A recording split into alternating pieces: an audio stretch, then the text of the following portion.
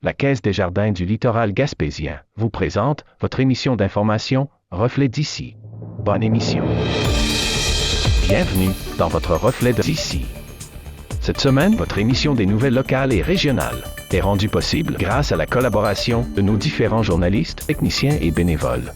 Merci à eux. En manchette cette semaine, Relevailles en Gaspésie.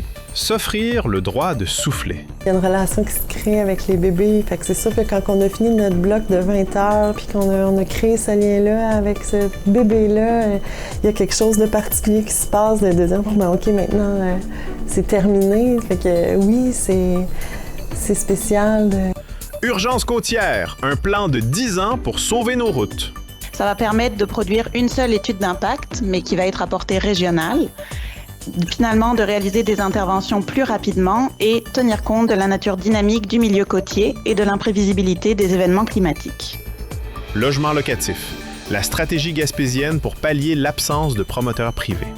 Plusieurs municipalités est combinée à une contribution municipale aussi qui peut varier entre 10 et 15 000. Donc, c'est un potentiel entre 10 000 et 25 000 $ par porte. On le voit les résultats, il y a plus de 200 portes qui ont été construites au cours des 2 dernières années dans la région. C'est pour ça qu'on poursuit cette initiative-là, mais les retombées sont concrètes et réelles. Le communautaire gaspésien à bout de souffle. Puis l'aide n'est pas toute là. T'sais, on n'a pas beaucoup de bénévoles pour répondre à la demande. On a besoin de subventions pour répondre aux besoins d'aide alimentaire. Participez à l'AGA du Centre-Sud gaspésien le 8 avril prochain. L'AGA de la Caisse du Centre-Sud gaspésien se tiendra cette année, Jean-Denis, le 8 avril prochain, dès 19h30, là, en mode hybride. Les membres ils vont pouvoir y assister en présentiel, et ce, au Centre multifonctionnel de Gascon. Regard sur 3 décennies de succès et d'exportation chez GIM Export, deuxième partie. On parle beaucoup d'augmentation du pétrole. Je vous cacherai pas que présentement, au niveau de certains secteurs d'activité, comme l'industrie de la pêche, ils s'attendent que cette année, pour opérer, ça va leur coûter plus cher. Ouais. Revue de presse. Vous écoutez votre Reflet d'ici. Revoyez tous nos reportages sur notre site Internet.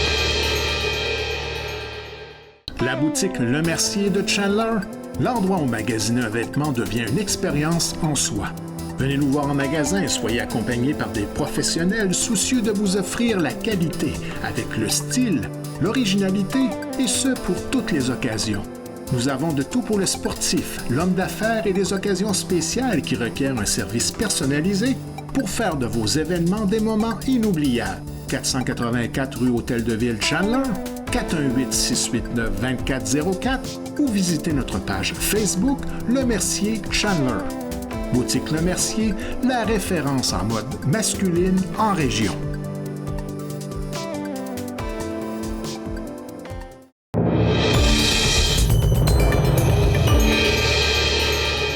Le programme Relevailles, porté par la Maison de la Famille de Chandler, secteur Rocher-Percé, redonne vie à une tradition d'entraide communautaire autrefois naturelle. Soutenir la mère pour qu'elle puisse se relever après l'accouchement.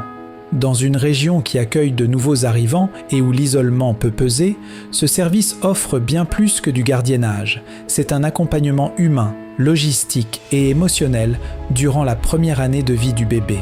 On découvre les coulisses de ce projet essentiel avec Christine Fournier et Isabelle Boisvert, accompagnatrices périnatales, ainsi que les témoignages de Marie-Pierre et Rosalie, 2 mamans ayant bénéficié du programme. Le mot relevaille, je crois, ça vient à une certaine époque où est-ce que les mères, après avoir accouché, on disait qu'elles avaient besoin d'aide pour leur relevaille, donc pour se relever de l'accouchement. Donc c'est quand même un ancien terme qui était utilisé à l'époque où la famille était beaucoup autour de la mère pour l'aider à remonter après l'accouchement. D'où ça vient? Dans le fond, c'est avec la Maison de la Famille à Chandler. Ils ont eu quelques demandes des nouvelles arrivantes puis de d'autres mamans par rapport à s'il y avait des relevailles dans le coin ici. Fait que là, ils se sont posé des questions. Ils l'ont essayé sur base comme volontaire un petit peu. Puis après ça, ils ont décidé de lancer le projet puis d'engager le personnel pour accompagner les mamans à la maison. Aujourd'hui, ce concept ancestral reprend vie grâce à la Maison de la Famille de Chandler. Le programme propose un accompagnement sur mesure où l'humain et l'écoute sont au centre de chaque visite. Mon travail dans les relevailles, moi, je suis vraiment là pour la maman, pour aider la maman, et c'est selon son besoin. Mais je dirais que la majorité du temps, ce que les mamans font quand j'arrive, c'est prends mon bébé, j'ai besoin de temps pour moi, pour m'occuper de moi, parfois ça va être pour prendre soin d'elle, parfois ça va être pour avancer des projets qu'elles n'ont pas le temps d'avancer. Oui, c'est ça. Il faut toujours que la maman soit avec nous, près de nous. Là. Si, mettons, moi, je m'occupe de l'enfant puis elle veut aller faire du jardinage dehors, dans son jardin, c'est correct. Mais je peux pas dire que je vais garder l'enfant pendant qu'elle va aller à son rendez-vous ou faire ses commissions. Il faut toujours que la maman soit prête. Dans le fond, quand j'arrive dans une nouvelle famille, je pense que c'est important de créer un lien rapidement avec la mère. Donc, pour que la mère se sente à l'aise. Puis pour montrer aussi que on n'est pas là, on juge pas. On est là pour aider, pour la soutenir, et pas pour juger l'état de la maison ou quoi que ce soit. Fait assez rapidement, la mère, elle ressent ça. Puis elle peut se déposer là-dedans, se détendre. Mais c'est sûr que c'est pas facile pour les mères de faire appel au service au début parce que vu qu'elles ne nous connaissent pas. Donc. Ça peut être ouvert pendant 6 mois de temps, 1 an, parce que c'est de 0 à 12 mois, dans le fond, nous autres, notre programme. Puis, si la maman a besoin 2 semaines consécutives à temps plein quasiment, on peut se séparer des heures pour ça. Si elle en a besoin une fois au mois de mars, puis après ça va seulement au mois de mai, c'est possible aussi. Tant que le bloc est ouvert, il est ouvert. Puis des fois, après le 20 heures, si le besoin est là, selon nos observations, puis quand on en parle aussi avec Myriam, celle qui a parti le programme, là, à la Maison de la famille, on peut renouveler un autre petit bloc de 10 heures par la suite. Pour les mamans, ces quelques heures de répit changent tout. Qu'il s'agisse de briser l'isolement ou de s'offrir un moment de repos nécessaire, le service devient vite un pilier du quotidien. Moi, dans le fond, c'est que j'étais dans un groupe de mamans qu'on se réunit toutes une fois par semaine. Puis, on parlait de tout et de rien. Et à un moment donné, j'ai soulevé que j'avais besoin d'un moment que j'aurais aimé avoir quelqu'un qui soit présent à la maison pour que je puisse prendre un bain tranquille sans avoir emmené mon bébé dans le bain ou soit de l'entendre pleurer ou peu importe et d'être capable de prendre un bain assez long pour relaxer enfin une journée sans avoir à... Ça a l'air d'être utile comme service. Oui, c'est très utile. Dans le fond, c'est que moi, quand j'ai appris que c'était possible, j'ai été capable de prendre un bain, de faire dodo quand ça me tentait. Pas quand ça me tentait, mais quand que la personne était présente pour venir watcher mon bébé en attendant. Puis, il y a aussi le fait que j'avais besoin de faire le ménage. Puis quand je faisais le ménage, j'étais obligée de prendre le porte-bébé, de le garder sur moi tout le temps de mon ménage. Puis le bébé dormait sur moi, je l'allaitais pendant que je faisais mon ménage et tout. Fait que ça me prenait une journée complète à faire mon ménage. Tandis que quand la personne venait à la maison, que la femme en question venait à la maison pour watcher mon bébé, elle était capable de le watcher pendant que moi je faisais le ménage et ça me prenait la moitié d'une journée seulement pour le faire. Okay. Donc j'avais l'après-midi pour relaxer. Oui, en fait, tu sais, à la maison, j'ai un petit garçon qui dort très peu. En dormant peu, c'est que les tâches de la maison, des fois, ça avance pas comme que j'aimerais. Tu sais, le ménage, préparer à manger, les lavages. Puis des fois aussi, il faut pas se le cacher. En tant que maman, on a besoin de sommeil. Donc, c'est là que j'ai fait affaire avec le programme Relevaille. Puis c'est Christine qui est venue à la maison. Fait que quand Christine vient, souvent, j'en profite pour avoir des petits moments à moi seule, soit aller me reposer, me mettre en bas dans la salle de lavage, me mettre de la musique, puis je fais du ménage, puis des brasseries. Ça dépend vraiment de chaque situation, parce que souvent, les conjoints sont soit à la maison pour 5 semaines, ils ont des congés ou peu importe, ou peut-être qu'ils travaillent aussi. Sauf que moi, dans mon cas, ce qu'il y avait, c'est que j'avais aucun conjoint à la maison qui pouvait m'aider la semaine. Il était seulement là 2 jours semaine, qui étaient le vendredi et le samedi. Il repartait le dimanche. Puis, je m'occupais de tout, du dimanche au jeudi dans la nuit. Donc, ce qui était essentiel là-dedans, c'est que j'avais un moment qui était pour moi. Parce que avant d'être une maman, on est quand même une femme, on a quand même des besoins. Puis, je trouvais que le seul besoin que je pouvais combler, qu'on pouvait me combler à ce moment-là, c'est avoir au moins 1 heure ou un avant-midi ou même un avant-midi, un après-midi que je pouvais prendre seulement pour moi, pour me dire que j'ai envie de relaxer, j'ai envie d'être dans mon lit à faire de dos, à reprendre le sommeil que j'avais pas dans la nuit, que le bébé dormait pas des nuits, ou que j'avais besoin d'allaiter 5-6 fois par nuit, puis que j'avais pas de soutien de jour. Au-delà des tâches ménagères, c'est un véritable lien de confiance qui se tisse, particulièrement précieux pour les familles qui choisissent de s'établir en Gaspésie, loin de leur réseau naturel. Oui, vraiment, parce que c'est ça, avant, il y avait la communauté qui était autour, et puis maintenant, surtout pour les familles, les nouveaux arrivants qui n'ont pas forcément de famille autour d'eux, des femmes qui sont isolées, qui sont seules, qui peuvent, Donc, oui, c'est une façon de recréer un sentiment de communauté à travers un projet qui peut venir soutenir les mères, qui peuvent être vraiment seules avec leur bébé. Fait que ça vient aider aussi au niveau du postpartum, de venir soutenir la mère émotionnellement aussi, parler avec elle. On voit aussi des impacts à ce niveau-là, que la communauté répondait avant. Oui, c'est ça, c'est un lien, puis un lien de confiance aussi. Il faut dire que j'ai été 17 ans éducatrice en petite enfance, j'ai 3 enfants, fait que j'ai un petit bagage que des fois leurs sentiments, je peux bien les comprendre, mettons, là. Mais oui, ça crée un lien particulier avec la maman, là. Puis souvent, des fois, la première fois que j'étais arrivée chez une maman, ben, elle a parlé pendant 2 heures de temps. Elle était comme pas prisonnière de sa maison avec son bébé, mais elle avait pas vu grand monde.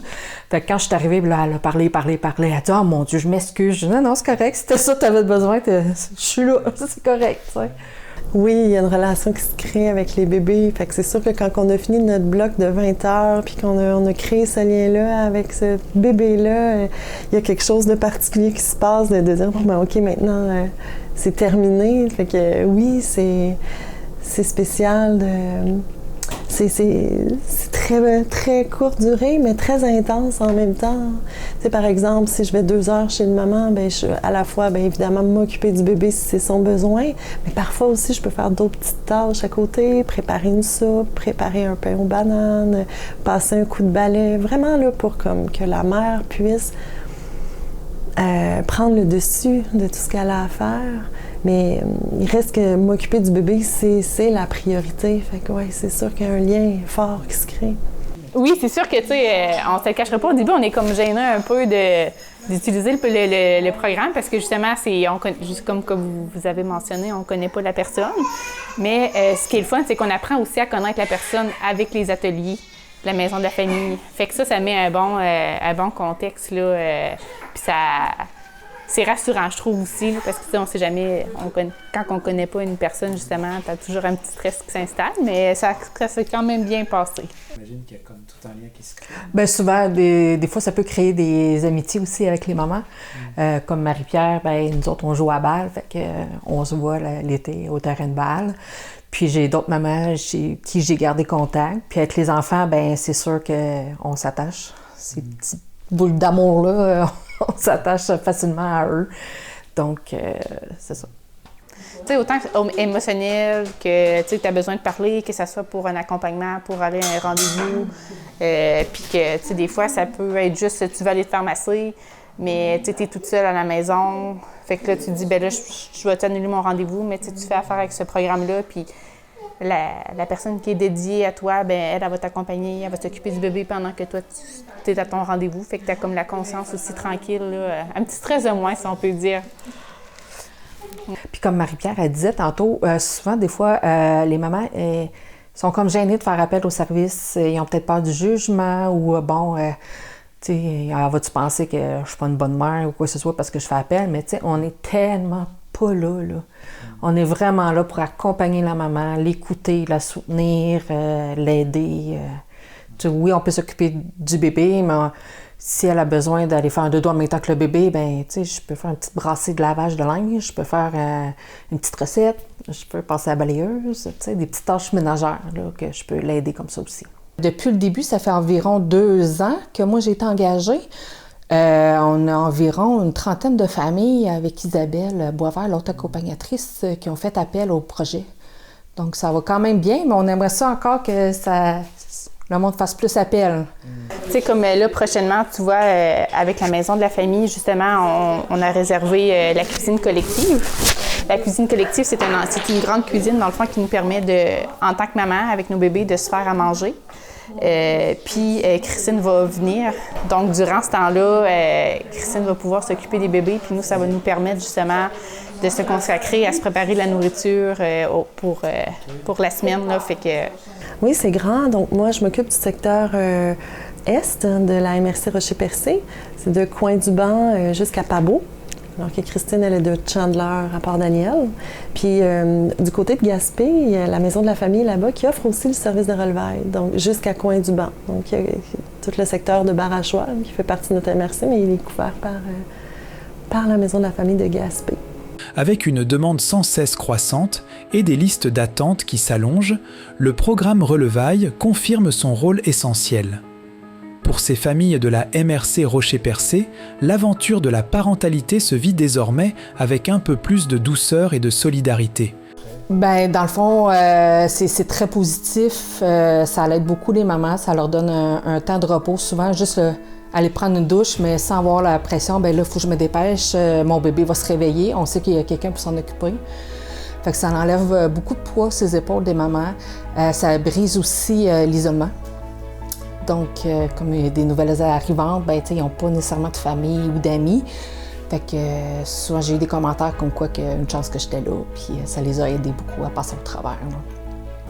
Oui, c'est un nouveau projet. Ça fait 2 ans que c'est en place, mais c'était déjà en place dans d'autres régions du Québec. C'est justement des mamans, nouvelles arrivantes, qui avaient vécu ça ailleurs au Québec, qui ont dit à la Maison de la famille, ça serait le fun d'avoir ça ici.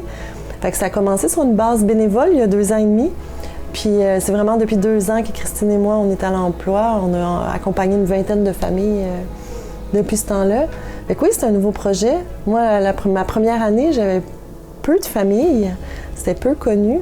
Mais là, l'automne dernier, j'avais une liste d'attente. Donc déjà, le service, ça se parle, puis c'est plus connu. Tu sais, moi, je me compte chanceuse parce que j'ai quand même un très bon réseau de soutien aussi. Là, j'ai quand même ma famille qui est proche.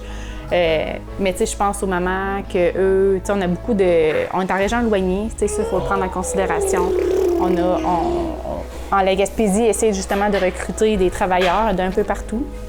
Fait que c'est pas tout le monde qui a cette chance-là d'avoir justement de la famille ou des entourages proches. Fait que pour ces personnes-là, c'est merveilleux là, d'avoir ce programme-là. Moi-même, étant infirmière, à l'hôpital, on travaille beaucoup, comme que je mentionnais, dans le recrutement, que des gens qui viennent revivre en région, ces choses-là.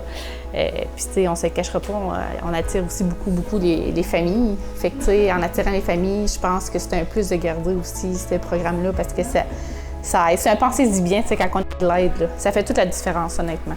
Je l'ai vraiment pas vu comme ça parce que j'ai pas compté le nombre de temps que j'avais avec la madame, sauf que à tous les jeudis, je voulais faire mon ménage. Puis souvent, quand je voyais que le jeudi, j'avais besoin d'un petit peu plus de repos, peu importe, c'était à tous les jeudis. À chaque semaine, à tous les jeudis, la madame, elle savait, elle venait à la maison.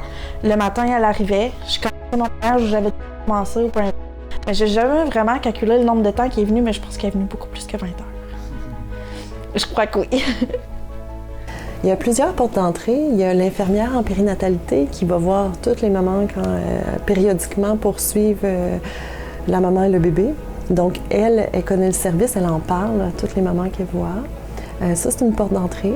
Donc, l'infirmière en périnatalité peut nous contacter pour nous dire il y a telle maman qui me fait part de son besoin. Donc, nous, après ça, on va voir la maman.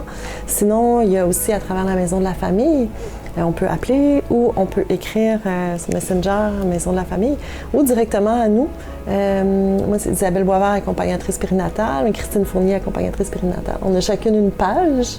Donc, il y en a qui m'écrivent là, pour me dire « Ah, j'ai entendu parler, je pense que je serais intéressée. » Fait que dès la première rencontre, je commence par expliquer comment ça fonctionne, puis voir un peu c'est quoi les besoins de la mère. Fait que c'est vraiment simple, en fait. Ouais. C'était un reportage de Marc Baird pour la télévision du Rocher-Percé.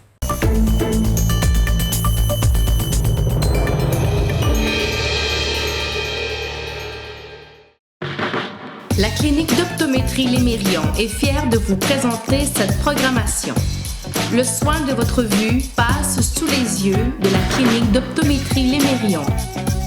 Avec un vaste choix de montures pour le style, le confort, les marques. Clinique d'optométrie Lémérion.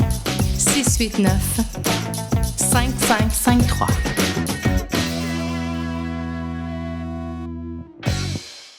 Automobile Mauger Ford de Grande-Rivière, la force d'une équipe. Nous avons à cœur de vous servir avec passion et surtout de satisfaire vos attentes en tout temps. Notre équipe compétente d'expérience ne désire qu'une seule chose, la satisfaction de sa clientèle. Pour l'ensemble de vos besoins pour votre véhicule, pour l'achat d'un véhicule neuf ou d'occasion, venez rencontrer l'équipe Mauger Ford. Notre force, notre équipe, nos employés.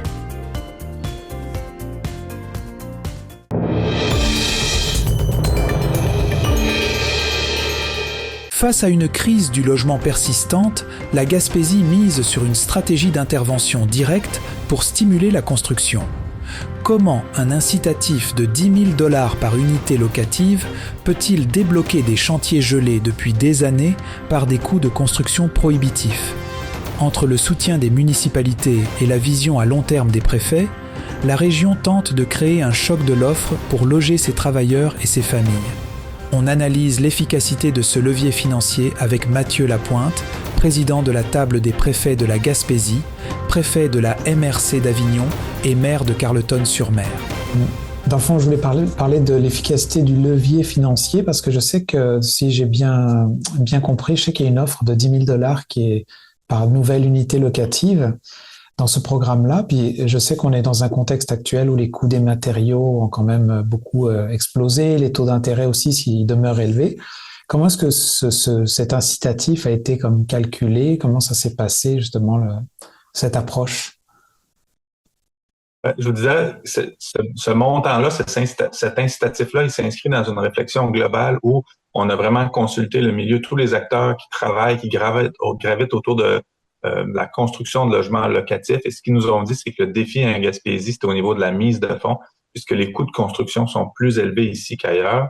Et une fois construit le bâtiment, sa valeur est plus basse qu'ailleurs au Québec. Donc, ça devient un défi au niveau de la mise de fonds. C'est pour ça qu'on a décidé d'y aller avec une contribution financière dès le départ. Ce 10 000-là a permis de faire lever des projets partout dans la région. Je vous dirais que dans plusieurs municipalités, il est combiné à une contribution municipale aussi, qui peut varier entre 10 et 15 000. Donc, c'est un potentiel entre 10 000 et 25 000 $ par porte. On le voit, les résultats, il y a plus de 200 portes qui ont été construites au cours des 2 dernières années dans la région. C'est pour ça qu'on poursuit cette initiative-là, mais les retombées sont concrètes et réelles, ils sont là. On a pu démontrer la pertinence et l'importance de ce fonds-là. J'ai vu qu'il y avait une disparité régionale, parce que j'ai remarqué qu'il y avait une bonification qui était quand même importante là, exclusivement pour la MRC Rocher-Percé, si je ne me trompe pas. Qu'est-ce qui expliquerait que ce secteur en particulier nécessiterait un traitement en choc, si je mets entre guillemets? La contribution régionale avec le Fonds Région Ruralité, le 10 000 $ par porte, souvent se combine avec une contribution municipale. Plusieurs municipalités partout en Gaspésie ont mis eux aussi des incitatifs financiers. Et dans le cas du Rocher-Percé, plutôt que les municipalités individuellement, plutôt qu'elles offrent un incitatif financier, elles ont décidé de se regrouper et de travailler au sein de la MRC. C'est la MRC qui met cette contribution-là, ce qui veut dire que tout projet sur le territoire de la MRC Avignon va avoir une contribution supplémentaire et ça passe par le régional. D'accord. Donc, dans le fond, ce que je comprends, c'est que cet incitatif-là, comment vous le voyez, j'allais dire, à long terme? Est-ce que quand on est dans ce processus de réflexion jusqu'à mettre de l'argent dans le milieu pour ces projets-là, vous avez une vision comme dans le long terme ou court terme pour dire que on va passer au travers de la crise ou on va essayer d'être capable de passer au travers de la crise après un certain temps? Ben, notre objectif, là, c'était vraiment de disponibiliser, là, à terme, c'est 4,4 millions. Ça représente 440 unités. Il ne s'est jamais construit autant d'unités de logements locatifs au cours des dernières années. Donc, c'est vraiment un coup de pouce important qu'on vient donner à l'ensemble des municipalités de la Gaspésie et on pense que ça va venir diminuer un peu la pression sur le logement locatif. Le taux d'inoccupation est très bas dans la région, évidemment. On va l'évaluer à la suite, mais on pense que ces nouvelles constructions-là vont venir faire un apport important dans l'ensemble des municipalités du territoire et ultimement vont démontrer toute la pertinence d'investir dans le logement et je pense insuffler un mouvement qui va faire en sorte que le privé va continuer même après les incitatifs. Mais présentement, on travaille avec les sommes qu'on a pour les 2 prochaines années et on réévaluera là, à la fin de cette mesure-là dans 2 ans si on poursuit ou si comment on va fonctionner selon le nombre d'unités puis selon le portrait réel dans 2 ans. Parce que historiquement, je sais que la construction de logements, souvent ça relevait ça relève des entreprises privées, mais ce sont souvent des programmes qui étaient gérés directement par Québec et Ottawa. Puis là, on voit que c'est là, les MRC puis les municipalités même qui se réapproprient un petit peu cette distribution-là. Est-ce que c'est justement dû au fait que c'est quoi qui fait que ça s'est retrouvé plus à la base que par les paliers du haut? Je dirais qu'il y a toujours un financement là, avec la Société d'habitation du Québec pour du logement abordable. Et là, on travaille avec les programmes réguliers. Il y a des contributions municipales aussi. Ce qu'on constatait, c'est qu'en Gaspésie, du logement privé standard, il s'en construisait très peu depuis 10-20 ans. Et c'était dû au fait que les entrepreneurs nous ont dit que ça nous prend un coup de pouce financier pour la mise de fonds. Les projets sont moins rentables dans la région si on se compare à d'autres régions du Québec. Et force est de constater qu'ils avaient raison avec ce petit coup de pouce-là de 10 000 $ par unité, qui souvent se combine à un effort des municipalités. On a levé plus de 200 portes dans la Gaspésie. Donc, il y avait vraiment un besoin, un défi là, et on est venu répondre à ce besoin-là spécifique. D'accord. Alors, ce programme, il fonctionne jusqu'à, il me semble, c'est épuisement des enveloppes, c'est bien ça? Exact, c'est 1,7 million pour l'ensemble de la Gaspésie et c'est réparti de façon égale entre les 5 MRC jusqu'à épuisement de l'enveloppe. D'accord. Cet appel à projet, parce que là, on se parle quelques jours après, mais est-ce que ça soulève déjà, quand vous dites que ça a déjà ouvert 200 portes, tout ça, ça fait partie de cet appel à projet-là, ou enfin, je veux dire, dans le temps? C'est une initiative similaire qu'on avait fait là, avec notre ancienne entente régionale, le Fonds Région Ruralité.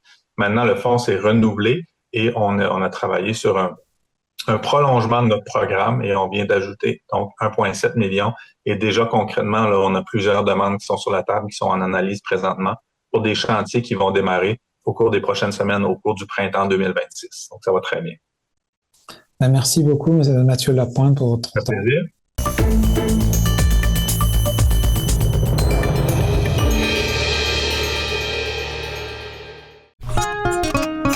Marché Richelieu de Cap-d'Espoir, l'endroit où faire son épicerie devient un plaisir à découvrir et à partager. Venez déguster nos produits du terroir gaspésien et nos spécialités cuisinées ici même, la cuisine de notre chef Nicolas. Que ce soit pour le prêt-à-manger ou un dessert fait maison, pour des produits frais, de la bonne bière gaspésienne ou simplement pour le plein d'essence, rendez-vous au marché Nicolas de Cap-d'Espoir.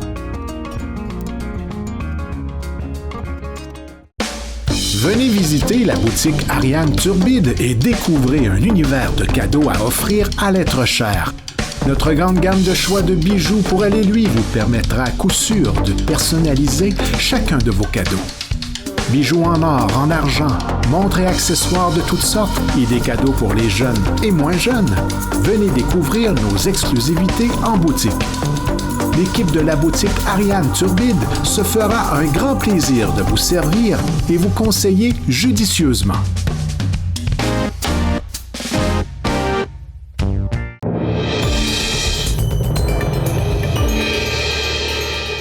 Le ministère des Transports et de la Mobilité durable a présenté un projet d'envergure baptisé « Programme décennal d'intervention face aux aléas côtiers ». Ce plan stratégique, s'étalant de 2025 à 2035, vise à protéger 228 sites vulnérables le long des côtes du bassin Laurent, de la Gaspésie et des îles de la Madeleine contre l'érosion et la submersion. Voici l'essentiel de ce qu'il faut retenir de cette séance d'information du BAP tenue à Carleton-sur-Mer. Donc, bonsoir tout le monde. Merci de vous joindre à nous ce soir pour en apprendre plus sur le programme décennal d'intervention pour la protection des infrastructures du ministère des Transports et de la Mobilité durable contre les aléas côtiers. La présentation ce soir, on va commencer par expliquer en quoi consiste le programme d'intervention, quels seront ses impacts, les enjeux et les mesures de gestion. On pourra discuter ensuite des programmes de surveillance, de suivi et de compensation, pour terminer par les coûts, les prochaines étapes et évidemment la période de questions. Donc, le programme d'intervention, qu'est-ce que c'est? C'est une approche novatrice que l'on souhaite mettre en place au ministère des Transports pour entretenir des ouvrages de protection côtière ou venir à mettre en place des mesures d'adaptation aux aléas côtiers. Pourquoi le réaliser? Au sein du ministère, on s'est rendu compte que 228 sites étaient vulnérables sur le territoire du Bas-Saint-Laurent, de la Gaspésie et des îles de la Madeleine et qu'ils avaient des problématiques communes, que ce soit l'érosion, la submersion ou encore, dans des cas plus rares, les glissements de terrain. Le programme va permettre d'avoir une vision globale et donc une planification stratégique sur un horizon de 10 ans, puisque ça va être la durée de validité du programme. Ça va permettre de produire une seule étude d'impact, mais qui va être à portée régionale, finalement de réaliser des interventions plus rapidement et tenir compte de la nature dynamique du milieu côtier et de l'imprévisibilité des événements climatiques. Le programme d'intervention va couvrir 2 régions, donc le Bas-Saint-Laurent et la Gaspésie-Île de la Madeleine. Et on voit en rouge sur la carte les sites vulnérables, donc les 228 sites que je mentionnais, qui sont répartis dans 4 secteurs, des secteurs qui ont été choisis puisqu'ils ont des particularités communes. Donc le premier secteur, c'est le secteur du Bas-Saint-Laurent. Le secteur, la Gaspésie a été divisé en 2 secteurs, le secteur Gaspésie-Rive-Nord et le secteur Gaspésie-Baie-des-Chaleurs. Et finalement, le dernier secteur sont les îles de la Madeleine. Le programme d'intervention, comme je le mentionnais, est une approche novatrice, donc qui vient avec des particularités. La première particularité, et peut-être la plus importante à retenir ce soir, c'est que le choix de la solution finale n'est pas connu au moment où je vous parle ce soir. Il y a également 2 scénarios d'intervention dans le programme, donc un scénario qui va consister à entretenir et un autre à faire de la construction. La troisième particularité est qu'aucune prise de données sur le terrain n'a eu lieu pour réaliser l'étude d'impact. Donc, tout s'est basé sur des données déjà disponibles. On peut penser par exemple aux données du programme Résilience côtière, un projet réalisé par l'Université du Québec à Rimouski, ou encore toutes les données qui sont rendues disponibles par les différents ministères et organismes qui travaillent dans le milieu. La quatrième particularité est qu'il va y avoir un ajustement annuel de la planification. Donc, le programme va couvrir 228 sites et une centaine de sites est planifié. Ça veut dire que des interventions pourraient avoir lieu sur cette centaine de sites. Pour les 130 autres sites qui sont inclus dans le programme, pour le moment, aucune intervention n'est prévue. À chaque année, la planification va être revue en fonction des suivis. Donc, le ministère des Transports suit les sites naturels, mais également les sites sur lesquels un ouvrage est déjà implanté. Puis, évidemment, la planification va venir s'ajuster en fonction des événements climatiques. Ce qui veut dire que les sites qui sont pour le moment non planifiés pourraient devenir planifiés au cours du programme si besoin. Finalement, la dernière particularité est que des autorisations environnementales vont être nécessaires pour chacun des projets qui vont découler du programme et ces autorisations vont être un petit peu plus grosses que d'habitude pour venir s'assurer de renseigner toutes les informations qui ne sont pas disponibles au moment du dépôt de l'étude d'impact. Bien que le ministère ne sache pas quelle solution va être implantée sur chacun des 228 sites, il dispose d'un portefeuille de solutions disponibles. Elles sont divisées en 2 grandes catégories. On a tout d'abord les mesures de gestion du territoire, avec par exemple le rehaussement de la route ou le déplacement de la route, comme on peut le voir sur la photo de gauche. Et la deuxième grande catégorie, ce sont les ouvrages de protection côtière avec soit des structures rigides, par exemple des murs, des enrochements, ou encore des techniques qu'on va dire souples, telles que des recharges de sédiments ou l'utilisation de végétation pour venir stabiliser le talus. Je l'ai mentionné tantôt, il y a 2 scénarios dans le programme d'intervention. Il va y avoir d'abord le scénario entretien, qui est applicable évidemment lorsqu'un ouvrage de protection côtière est déjà présent sur le site où l'on souhaite intervenir. Et il faut que l'état de l'ouvrage permette l'entretien. Donc, dans le cas d'un ouvrage qui serait complètement détruit, on ne se qualifierait pas au scénario d'entretien. Pour le scénario entretien, on peut penser par exemple à une réparation de murs ou à la remise en place de roches qui auraient déboulé dans un enrochement. Ce qui est important de retenir pour ce scénario, c'est qu'aucun empiètement supplémentaire permanent sur le milieu n'est à prévoir. Le deuxième scénario, c'est le scénario construction. Celui-là est un petit peu plus costaud, si on peut dire. Il va s'appliquer lorsqu'un ouvrage de protection est déjà présent sur le site sur lequel on souhaite intervenir, mais pour lequel la fonction n'est plus atteinte. Donc, par exemple, ça serait un enrochement qui serait complètement détruit. Également, ce scénario, il va s'appliquer si l'ouvrage qui est en place doit être adapté ou modifié. Donc, par exemple, venir prolonger un enrochement ou venir le grossir. L'autre cas de figure, ça va être évidemment lorsqu'on va intervenir sur un site qui est naturel et pour lequel on va venir construire un ouvrage de protection. Pour ce scénario, assurément, il y aura des empiètements supplémentaires, qu'ils soient temporaires ou permanents, à prévoir. On peut donc penser par exemple au prolongement d'un enrochement ou à la mise en place d'une recharge de plage. La planification au moment de l'étude d'impact, donc je l'ai mentionné, cette planification, elle va être évolutive, mais les chiffres que je vous présente ce soir datent du moment du dépôt de l'étude d'impact, donc en décembre 2024. On a nos 4 grands secteurs avec des sites qui sont répartis à travers chacun d'entre eux. Donc, on a 59 sites suivis au Bas-Saint-Laurent, 74 sites suivis pour la Gaspésie-Rive-Nord, 41 sites pour la Gaspésie-Baie-des-Chaleurs et 54 sites suivis aux îles de la Madeleine, pour un total de 228 sites. À travers ces 228 sites, une centaine de sites sont planifiés, donc pour lesquels des interventions pourraient avoir lieu dans les 10 ans du décret. On a 23 sites planifiés au Bas-Saint-Laurent, 37 sites planifiés en Gaspésie-Rive-Nord, 15 sites planifiés sur les 41 sites suivis en Gaspésie-Baie-des-Chaleurs et 22 sites planifiés aux îles de la Madeleine, donc pour un total de 97 sites planifiés.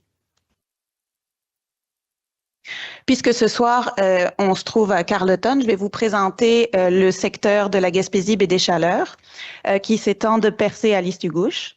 À travers ce grand secteur, 15 sites sont planifiés. On peut voir sur la carte en noir, ce sont les sites qui sont non planifiés.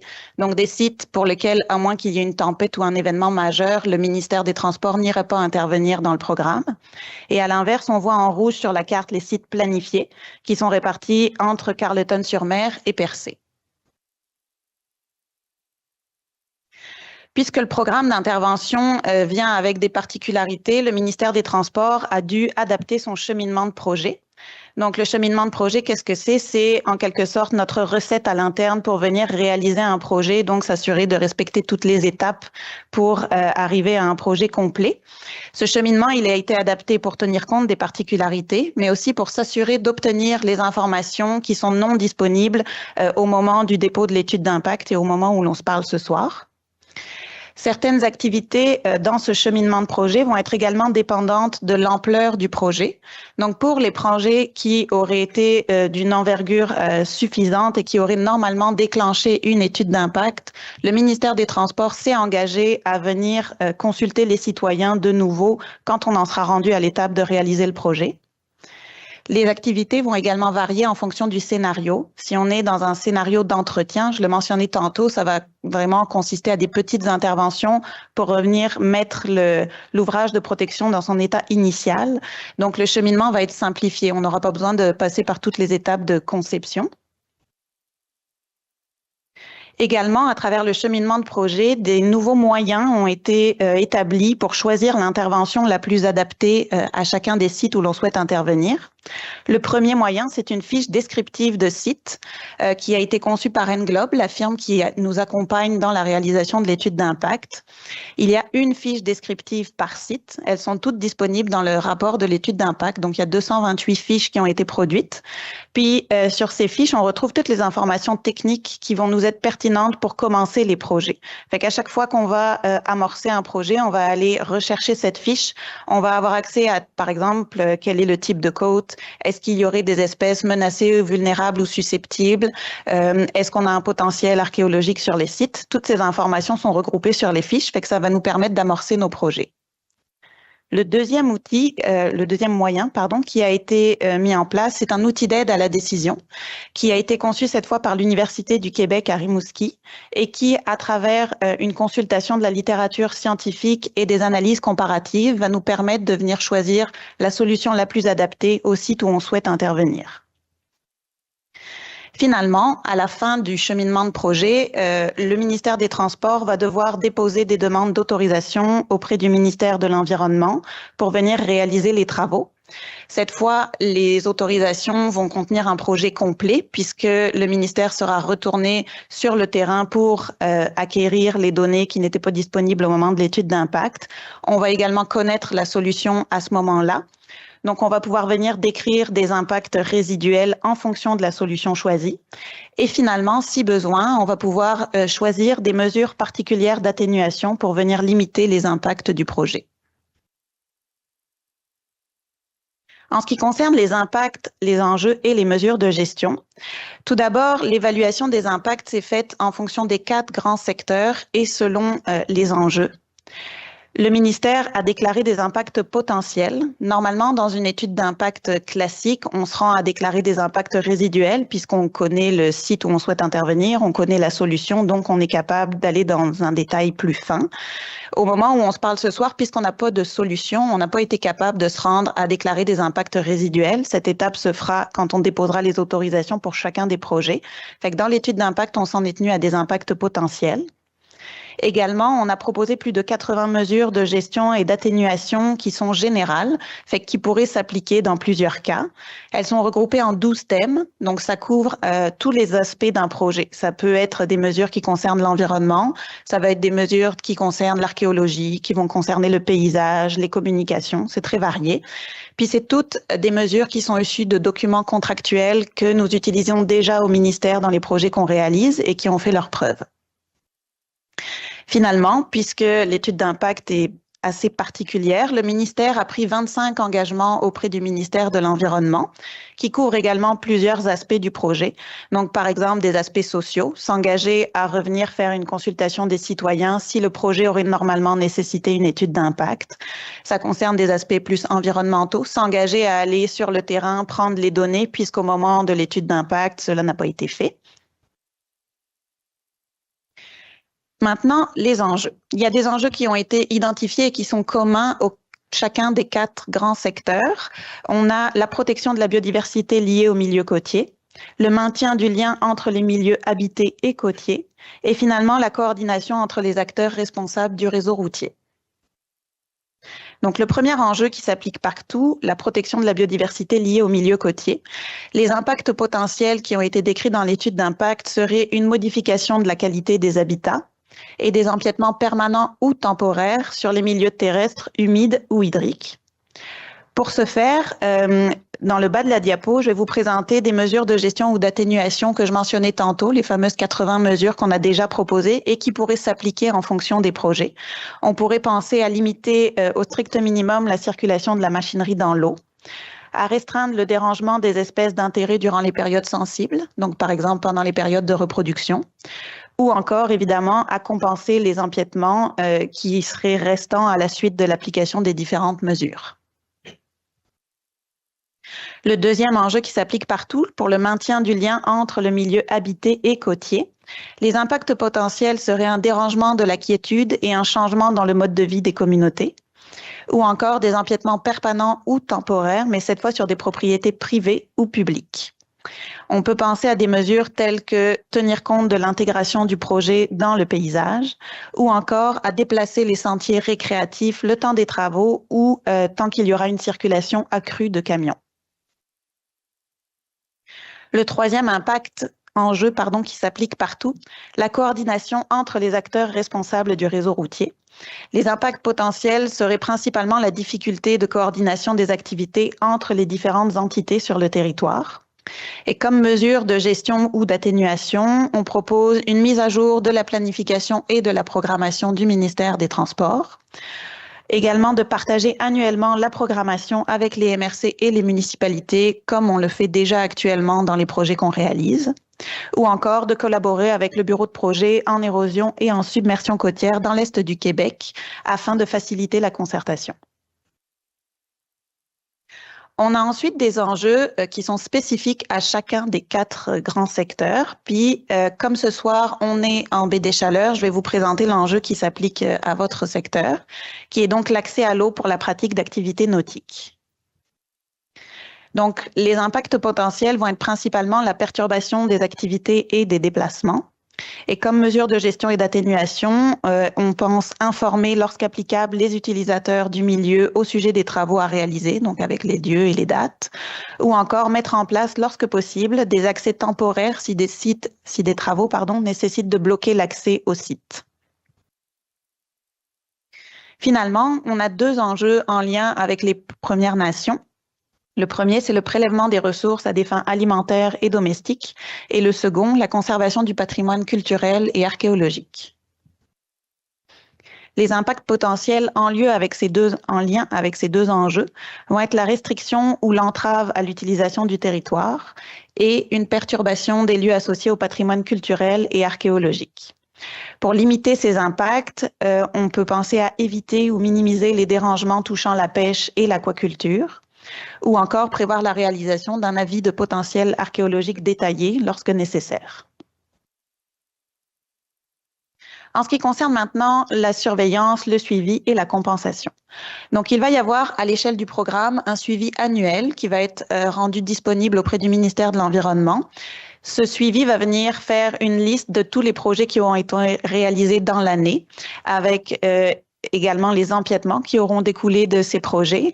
Il y aura aussi les différentes activités d'information et de consultation qui auront été réalisées dans l'année. En ce qui concerne les projets, cette fois qui vont découler du programme, évidemment, il va y avoir de la surveillance sur les chantiers, comme ce qu'il se fait actuellement, avec l'utilisation des guides de surveillance habituels. Et à l'échelle des projets, il pourrait y avoir certains suivis qui soient requis. Donc pour ça, des projets de recherche ont eu lieu avec les universités du Québec à Rimouski et à Chicoutimi pour développer des guides de suivi qui vont être spécifiques selon les ouvrages de protection côtière et les types de côtes et qui vont permettre au ministère de Transport de prendre en compte les changements climatiques et au besoin d'ajuster sa pratique au cours des 10 ans que va couvrir le programme. En ce qui concerne la compensation maintenant, la compensation, c'est quelque chose qui nous est obligatoirement demandé par le ministère de l'Environnement pour venir compenser les empiètements qui découleraient de nos programmes. Et pour ça, ça va prendre la forme de réserve d'habitat. Donc, le ministère des Transports a réalisé des projets pour venir créer ou restaurer de l'habitat. On a choisi des projets qui sont distribués un petit peu partout à travers les 4 secteurs. Donc, au Bas-Saint-Laurent, on a ciblé des projets de restauration de la zone côtière, un à Saint-André-de-Kamouraska et un autre à Notre-Dame-des-Neiges. Ce sont des projets, puisqu'ils prennent la forme de réserve d'habitat, qui sont déjà réalisés. Fait que pour ces 2 projets, on en est déjà à l'étape de réaliser les suivis pour s'assurer qu'ils sont fonctionnels. En Gaspésie-Rive-Nord, le nettoyage de sites d'élevage de moules abandonnés dans la baie de Gaspé a été ciblé. En Gaspésie-Baie des Chaleurs, la reforestation des fonds marins au large de Bonaventure a été retenue. Et au besoin, il pourrait y avoir du nettoyage de sites de moules abandonnés, mais en baie de Cascapédia cette fois. Et finalement, pour les îles de la Madeleine, le projet qui a été ciblé est la récupération d'engins de pêche abandonnés.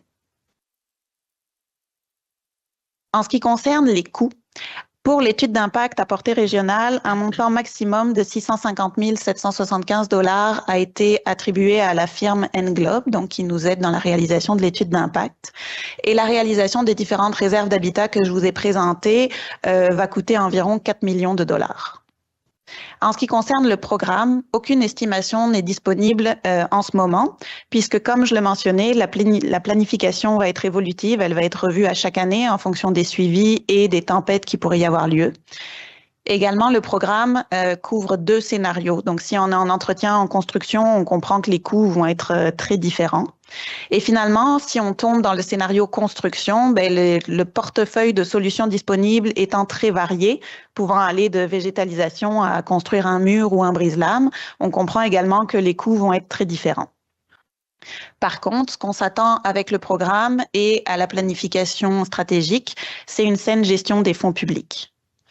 Finalement, pour les projets qui vont découler du programme, là, les coûts pourront être connus puisque la solution va avoir été identifiée.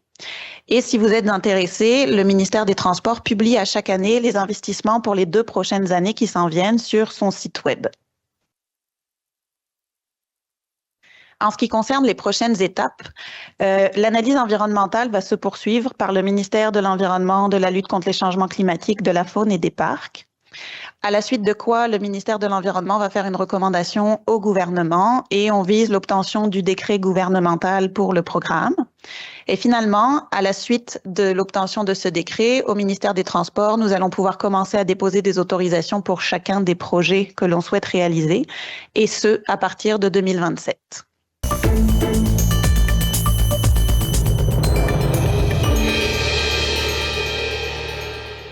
Redonnez fière allure à votre voiture avec Jimmy Esthétique Auto Plus. Spécialiste en esthétique automobile complète, nous redonnons vie à votre véhicule à l'intérieur comme à l'extérieur. Et pour affronter nos hivers québécois, pensez à nos traitements anti-rouille paraphiniques, sans huile, efficaces et durables. Brillance, protection, tranquillité d'esprit, Jimmy Esthétique Auto Plus, votre auto, notre passion.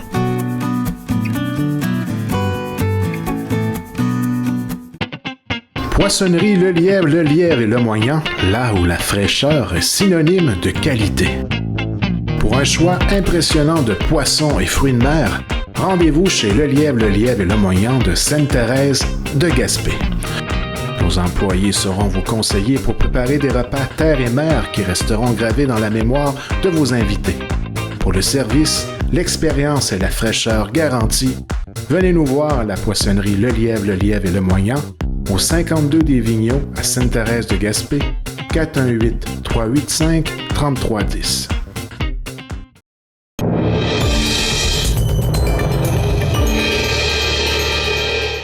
Le communautaire à bout est un mouvement qui a commencé à Shawinigan afin de dénoncer le sous-financement chronique des organismes. Des représentants d'organismes de la MRC du Rocher-Percé se sont regroupés devant le Miche Café de Chandler pour sensibiliser la population à la réalité des organismes, car cette réalité n'est pas juste dans les grands centres, mais aussi ici en Gaspésie, comme le souligne Charlie Paquette-Dupuis, coordonnatrice de Produire la santé ensemble et déléguée de la cellule locale Rocher-Percé de communautaire à bout. Le sous-financement, il se fait sentir en ville, il se fait sentir en région. Les revendications sont les mêmes, c'est d'avoir un financement à la mission, puis de pouvoir comme ça offrir des conditions décentes à nos travailleurs, travailleuses, puis aussi de pouvoir bien prendre soin de la population qu'on dessert, puis d'offrir les meilleurs services possibles. Malgré qu'on est une petite communauté, elle sent la population derrière eux. On est des petites communautés, on se connaît bien, les gens nous connaissent et puis on sent que la population est derrière nous. Hier, on s'est promené dans tous les commerces pour aller porter des affiches, puis la réception était vraiment positive, là. Les gens nous en parlent en bien, fait que c'est beau de voir ça.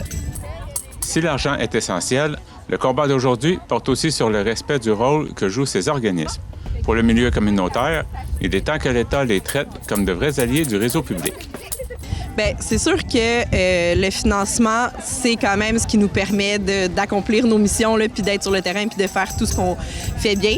Mais au-delà de ça, il y a aussi la reconnaissance, en fait, de notre travail, puis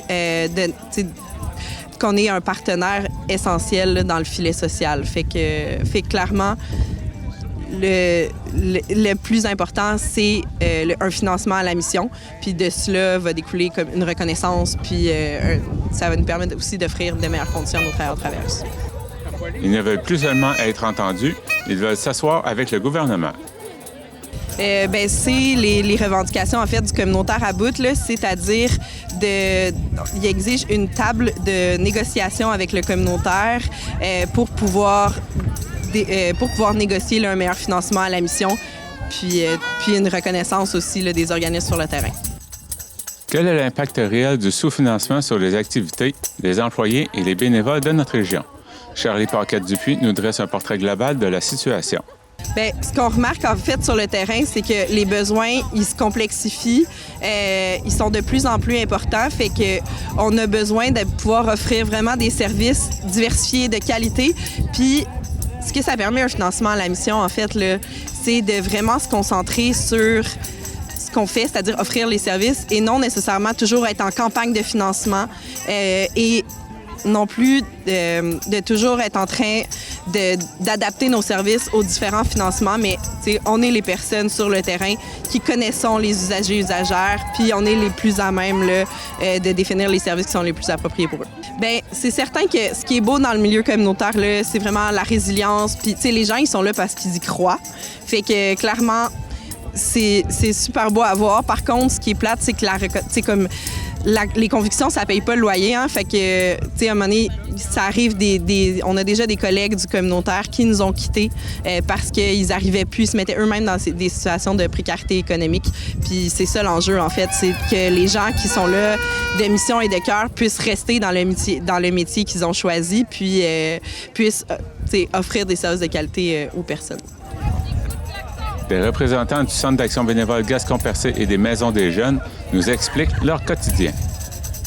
Les besoins sont grandissants, puis l'aide n'est pas toute là. On n'a pas beaucoup de bénévoles pour répondre à la demande. On a besoin de subventions pour répondre aux besoins d'aide alimentaire. On a besoin que ce soit plus facile d'accès. Là, on a des listes d'attente pour la popote roulante, par exemple. On a le dépannage alimentaire qu'on reçoit des demandes, mais que finalement, on ne peut pas répondre à toutes les demandes. On a aussi les accompagnements médicaux qui sont de plus en plus chers. Il y a des gens qui peuvent même plus se permettre qu'un bénévole vienne puis payer son essence là, comme pour se rendre à son rendez-vous médical. Bien, elle se reflète au quotidien. C'est des gens qui, on est des poules pas de tête un peu partout dans le bureau à répondre à des besoins toujours plus urgents. On n'arrive pas à répondre à la demande, puis en plus, on a un employé en moins là, parce qu'il y a des congés de maladie qui se prennent. Pas le choix, ils sont à bout. En fait, nous, on organise beaucoup d'activités aussi. On a des activités extérieures. On a besoin aussi de transport, que maintenant, c'est très dispendieux pour se déplacer aussi, pour venir à la Maison des jeunes aussi. Parfois, les parents travaillent, peuvent pas venir les emporter. Fait qu'on a un manque de transport à ce niveau-là. On a besoin de ressources nécessaires pour répondre à nos jeunes aussi. Moi, j'ai 2 animatrices sur le plancher. On aimerait ça des fois avoir une autre ressource en surplus aussi pour nous aider justement pour les jeunes, pour les aider dans leurs besoins et tout ça. Aussi, on fait beaucoup d'autofinancement aussi, qui demande aussi 70 % de notre temps aussi. On a des taux d'indexation de 2 % par année.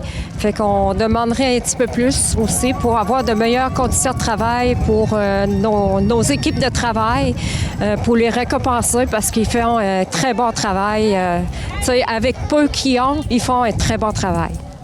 Les moyens de pression se poursuivent jusqu'au rassemblement du 2 avril à Québec. Une chose est claire pour les organismes de la région, le combat pour la reconnaissance ne s'arrêtera pas aux portes de l'Assemblée nationale. Clairement, c'est un mouvement qui est là pour rester. On sent que les gens sont solidaires. Fait que tant que le gouvernement ne bougera pas, là, il y aura certainement des suites. Puis il y a déjà une planification de la phase 3 qui est en cours. C'était Jean-Denis Laparrière à Chandler. Vous écoutez votre reflet d'ici. Revoyez tous nos reportages sur notre site Internet. Dans la MRC du Rocher-Percé, confiez la livraison de vos médicaments à vos pharmacies Uniprix. La pharmacie Uniprix, située à la place du Havre de Chandler, et la pharmacie Uniprix de Percé, située sous le CLSC, 2 succursales pour mieux vous servir. Notre équipe de professionnels vous offre des services personnalisés, sera attentive à vos besoins et toujours soucieuse de votre tranquillité d'esprit. Pour la livraison à domicile gratuite de vos médicaments en toute quiétude, faites confiance à vos pharmaciens des pharmacies Uniprix de Chandler et Percé. Que vous partiez en forêt, sur le lac ou sur un chantier, Multi-Loisirs de Pabot a tout ce qu'il vous faut. Équipements de chasse, de pêche et de camping, vêtements robustes, bottes de sécurité et plus encore. Des grandes marques, des prix compétitifs et des conseils d'experts passionnés avec Chantal et Bernard. Préparez-vous pour l'aventure ou pour le travail au bon endroit. Multi-Loisirs de Pabot, solide, fiable, local.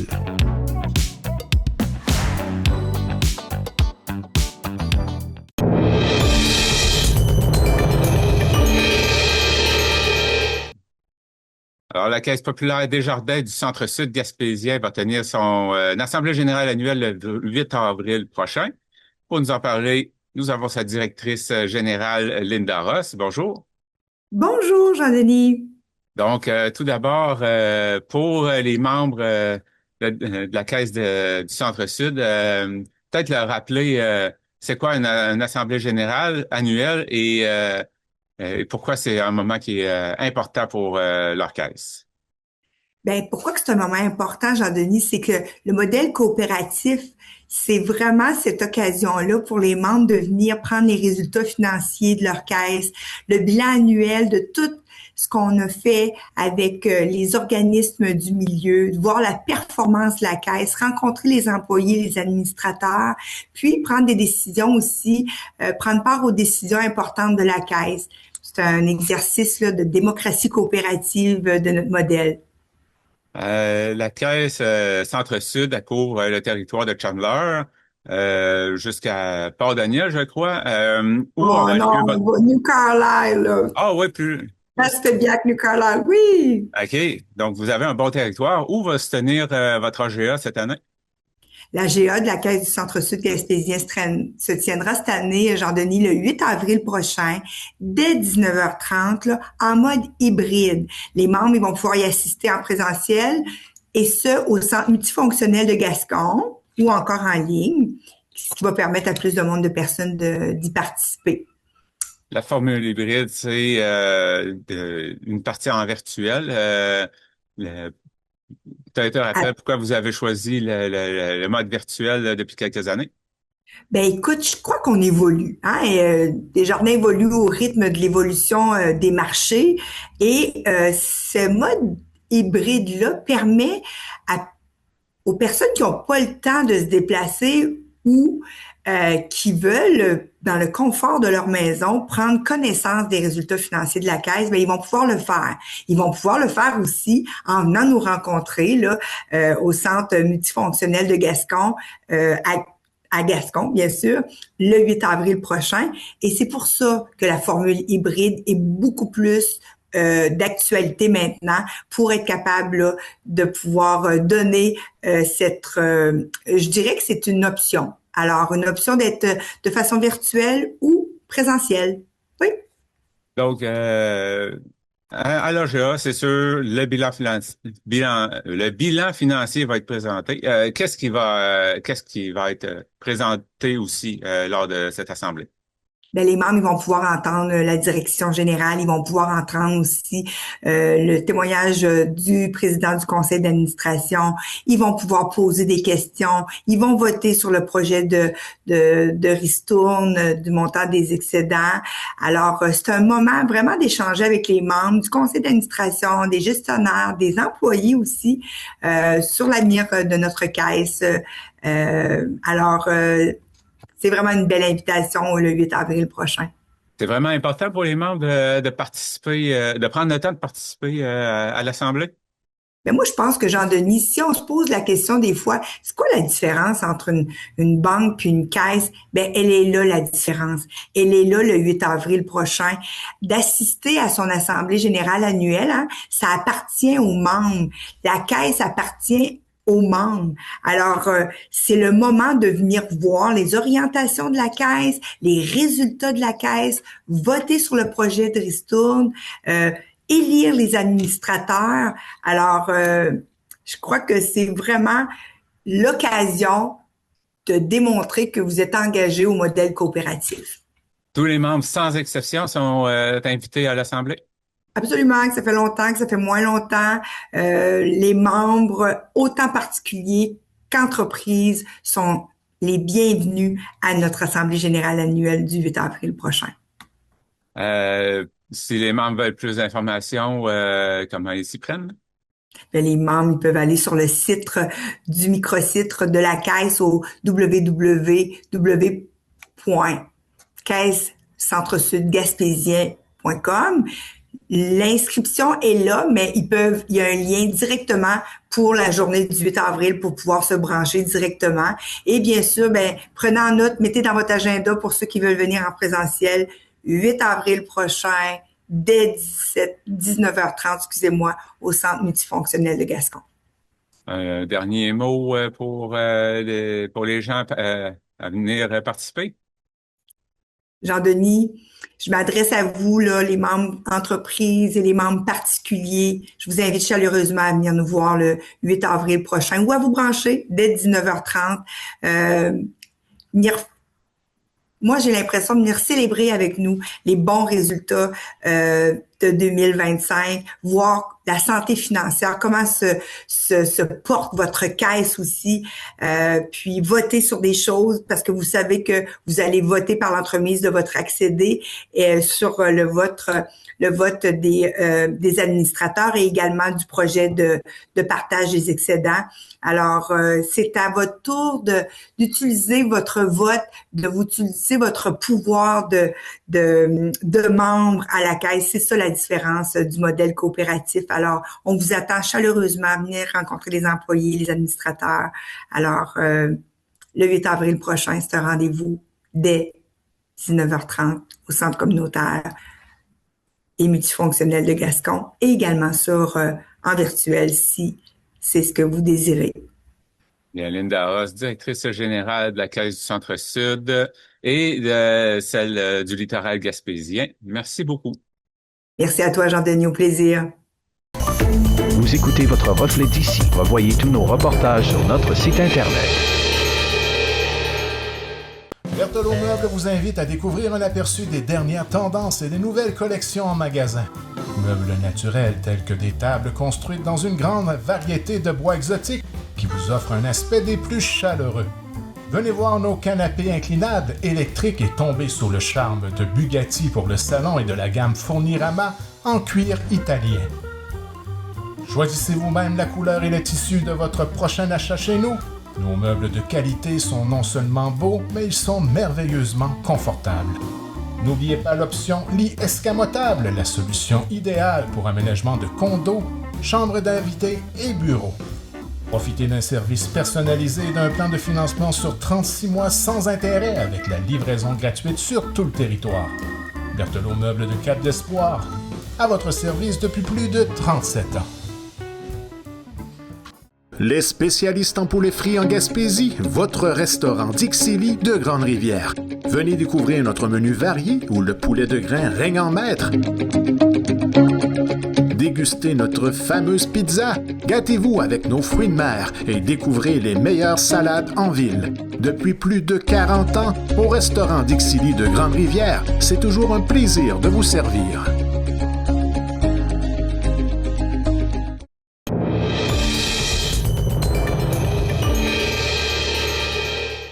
Jim Export, 30 ans d'histoire et d'ambition. Dans la première partie, nous avons vu d'où ils venaient. Aujourd'hui, nous voyons où ils vont. Services modernes, défis de l'exportation et perspectives d'avenir. Voici la deuxième partie de notre entrevue. Je disais tout à l'heure que tu dois jongler avec les changements de gouvernement, tout ça. Étant donné que vous représentez à l'exportation, vous devez aussi jongler avec les changements qui peuvent survenir à l'étranger, des droits de douane, des changements de régime. Mais c'était un bon point. C'était un bon point, Jean-Denis, que tu apportes, parce que nous autres, en réalité, on est un peu... Moi, je me considère un peu comme des généralistes. Donc, oui, on doit faire de la veille, on doit être au courant un peu de ce qui se passe. Là, je te dirais présentement, là, en date d'aujourd'hui, là, c'est sûr que moi, j'ai participé à un événement à Gaspé là, sur les enjeux économiques liés au niveau des pêches. On parle beaucoup de diversification en Europe et en Asie. Là. Mais là, présentement, ce qui se passe, là, ça vient bousculer un peu là, certains marchés. Puis, on parle beaucoup d'augmentation du pétrole. Je ne vous cacherai pas que présentement, au niveau de certains secteurs d'activité, comme l'industrie de la pêche, ils s'attendent que cette année, pour opérer, ça va leur coûter plus cher. Donc, ça, c'est un constat. Puis, dernièrement, aux États-Unis, il a laissé présager comme quoi la possibilité d'une taxe de 10 donc, qui pourrait être mise en place. Donc, Donald Trump, là, s'il décide de mettre 10 en dehors, ce qui est dans l'accord de la SUM, ça préoccupe là, les gens de l'industrie de la pêche. Parce que s'il l'a mis en place, puis ça tombe vraiment pendant la saison de pêche, quand ça arrivait le temps de la mise en marché, moi, je sais que les acheteurs américains, là, pour eux, là, ils veulent pas supporter ça. Donc, c'est un 10% supplémentaire. Donc, en réalité, souvent, dans la chaîne, ben, c'est les pêcheurs qui vont devoir l'assumer. Dernièrement, ben, il y avait une taxe qui avait été mise en place là, au niveau de la Chine, puis qui a été enlevée. Donc, ce qui est bien pour nous, c'est que quand il y a eu la taxe de 25 %, c'est que beaucoup d'entreprises des provinces maritimes faisaient de la mise en marché en Asie.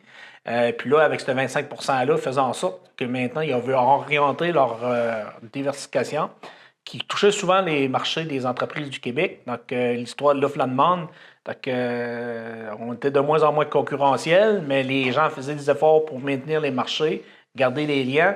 Donc, le fait que cette taxe-là a tombé, suite aux ententes qu'il y a eu avec le premier ministre Carney, ben, une bonne partie du haut-mont qui venait des provinces maritimes, maintenant, est rédigé la Chine. Ça permet de souffler un peu. Puis là, comme on peut voir, au niveau de l'industrie de la pêche, il y a des baisses de contingent. Donc, tu sais, à tous les ans, il y a tout le temps des choses qui arrivent. Donc, puis nous, comme organisation, ben, on ne peut pas arriver et faire un plan d'action, tu sais, du 1er avril au 31 mars, voici qu'est-ce qu'on va faire, pour voici comment on gère. Ça bouge toujours là, être à l'affût, puis de voir les opportunités, puis donc aujourd'hui, je vous dis, voici qu'est-ce qu'on travaille, puis la semaine prochaine, avec des nouvelles annonces, on change tout notre plan de match, notre orientation, puis moi, mon conseil d'administration, c'est des gens d'affaires, donc c'est des gens là, vifs, aiguisés, puis quand on fait nos conseils d'administration, là, on parle pas de problème de l'année passée, là, puis on parle pas des études qu'on a faites ou des sondages, puis le sondage qui a été réalisé l'année passée, voici le résultat. Non, c'est les besoins d'aujourd'hui et de demain. De demain, la semaine prochaine, quasiment, comme tu viens de le dire. C'est ça. Donc, je pense que, en tout cas, moi, personnellement, j'ai eu l'opportunité de travailler au Corel. Je profite de l'occasion pour le dire. Je pense que j'ai eu... Moi, Corel, c'est un coach, c'est un mentor, c'est comme un deuxième père, tu sais.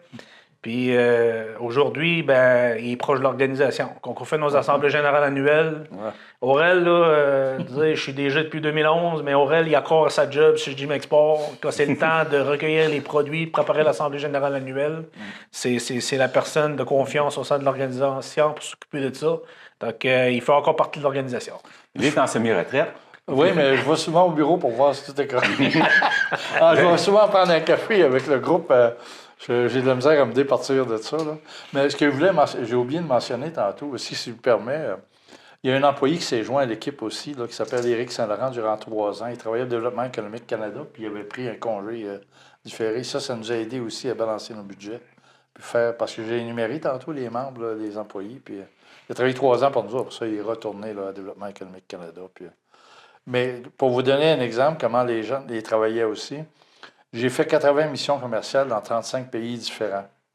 Moi, ma façon de travailler, c'est pour ça qu'un gars comme Gino peut en parler. Si tu travaillais pour moi, ben, je te disais, OK, là, on va faire une mission, par exemple, en Espagne ou en Asie ou au Japon. Tu vas venir avec moi, mais l'autre, quand tu vas la faire, tu vas y aller tout seul. Fait que là, ça motive énormément de gens, ça. Tu sais, tu dis, OK, si je l'organise, la mission, c'est moi qui est chef de mission, oui. Tu vas partir, puis c'est ça. Ça fait que on a toujours... moi, j'ai toujours valorisé les employés en disant, t'es responsable, ben vas-y, profite de la vie, puis vas-y en mission. Mais la première fois, j'étais avec pour pas qu'il se brûle, puis qu'il y a trop peur. C'est un bon point, puis c'est vrai que, pour ma part, en moi, là... Oui, les gens, tu sais, sortent de l'école, tu sais, avec de l'instruction, tu sais, puis comment je pourrais dire, tu sais, soit des bacs ou peu importe, là, puis, mais il reste que quand ils arrivent chez Jim Export, ils apprennent beaucoup, là, tu sais, directement sur le terrain. Puis ça a été une force, puis on s'en sert beaucoup. Moi, quand j'ai un poste qui est ouvert au niveau comme conseil d'exportation, c'est sûr qu'on a des paramètres de minimum de compétences, puis de scolarité, etc. Par contre, là, souvent, je me fais dire par les employés, il y en a chez nous, là, même pas après 2 ans, là, il y en a qui avaient déjà participé à des missions commerciales, ils ont vu sont autonomes pour travailler sur certains projets, puis dans d'autres organisations au Québec, là, il y en a, ça fait 5-6 ans, Puis ils n'ont jamais été, là, ils n'ont jamais eu autant. C'est le DG, il va à la mission, l'autre, il va pas. C'est ça. Eux autres, là, tu sais, on fait confiance. Moi, André Pierre, là, il y a 2 ans passés, dans 9 mois, il a fait 12 missions. Donc, il n'était pas souvent chez eux. Ouais. J'avais demandé tout à l'heure à Aurel son plus grand défi au début. Hein. Toi, ton défi, le plus grand défi depuis que tu es là, ça serait quoi? Écoutez, moi, je peux vous dire que un gros défi, là, on ne se le cachera pas, là, le COVID. COVID, là, honnêtement, là, quand c'est arrivé, là, tout était fermé. Là. Donc, comme organisation qui doit sortir du pays, puis qu'on n'était même pas capable de sortir de notre municipalité. Là. Donc, puis comme organisation qui devait s'autofinancer. Là. Puis il y avait du télétravail dans le temps, donc ça a comme tout désorganisé l'organisation. Par contre, là, le gouvernement du Québec et du Canada a mis beaucoup de programmes de formation, puis pour permettre aux entreprises d'acquérir certaines connaissances, d'utiliser des nouvelles méthodologies de travail. Donc, face à ce changement-là, nous, Gym Export, ben, face à ces programmes-là, on s'est ajusté notre offre de service. On a profité là, pour accompagner les entreprises, faire des études de marché, dans les aider là, via le COVID, d'essayer de maintenir puis de développer, puis créer des formations là, avec des consultants. Donc, écoutez, il y a eu des outils, donc on a été chanceux qu'on ait eu ça parce que nous, ça nous a permis là, de maintenir là, les activités de l'organisation. Mais je peux vous dire, quand il m'a annoncé là, que le COVID, que tout était fermé, là, puis nous, notre principal mandat, c'était faire des activités hors Québec, même hors région. Là. Puis, dans ce contexte-là, c'était pas évident. Puis en même temps, ben, les entreprises qui ont voulu continuer, ben, il fallait insérer là, des nouvelles façons de faire au niveau de la protection, etc. Donc, il y a eu beaucoup d'accompagnement. Puis nous, ben, on était un peu un intermédiaire là-dedans pour aller voir un petit peu tout ce qui existait comme aide financière pour permettre à vos entreprises de pouvoir en bénéficier là, un maximum des fonds publics qui étaient disponibles pour les entreprises. Les représentations à l'extérieur, c'est quand que vous avez été en mesure de pouvoir y retourner? Ben, je vous dirais, là, après le COVID, là, quand que ça a commencé tranquillement là, à venir correct, je me rappelle encore qu'on est allé là, à Boston, au Boston Seafood Show, puis on se promenait dans les aéroports, puis on avait encore nos masques. Puis là, il fallait avoir ta carte spéciale, là, comme quoi, qui disait que tu étais vacciné. Donc, mais par contre, c'était comme stressant parce qu'en réalité, on était aux États-Unis, puis on avait peur d'être contacté le virus parce qu'eux autres, ils faisaient des tests de temps en temps. Puis si, admettons, là, tu étais positif, ben, il fallait t'isoler 2 semaines. Là. Donc, tu es dans un show aux États-Unis, il faut que tu t'isoles là-bas 2 semaines, c'était pas nécessairement évident. Mais écoute, là, je pense que c'est en arrière de nous autres. C'est en arrière de nous autres, mais c'est ça. C'était une période là, d'insécurité.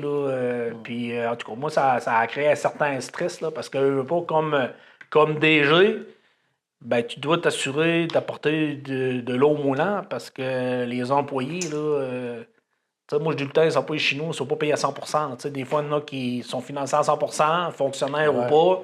Qui a job pas tes chevaux, puis tu travailles, puis tu as ta paye, là, tu sais. Puis, mais nous, comme organisation, là, c'est pas de même, là, tu sais. Moi, je commence le début de l'année, s'il faut que je ramasse 150 000 de financement privé, ben, si je le ramasse pas, ben, c'est comme une entreprise privée, là. Mais qu'il n'a plus dedans, il n'a plus, puis c'est fini, là. Donc, c'est pour ça qu'on essaie toujours d'être actif, mais je pense qu'on a eu un bon modèle à suivre, puis je pense que c'est ça qui nous anime aussi là, à continuer. Puis moi, ce qui me concerne, là, je pense qu'Aurel m'a transmis ça. C'est la passion que la région Gaspésie et les îles de Madeleine, malgré qu'on est loin, on est aussi meilleur que les autres. Oui, bien ça, c'est quoi qui rend justement les exportateurs de notre région unique, on pourrait dire, par rapport aux grands centres, étant donné que ils vous ont pour les représenter? Bien, écoutez, c'est sûr que souvent, là, quand on a des rassemblements, là, puis ça, Aurel, il le sait, là, souvent, ça se passe soit à Québec ou à Montréal.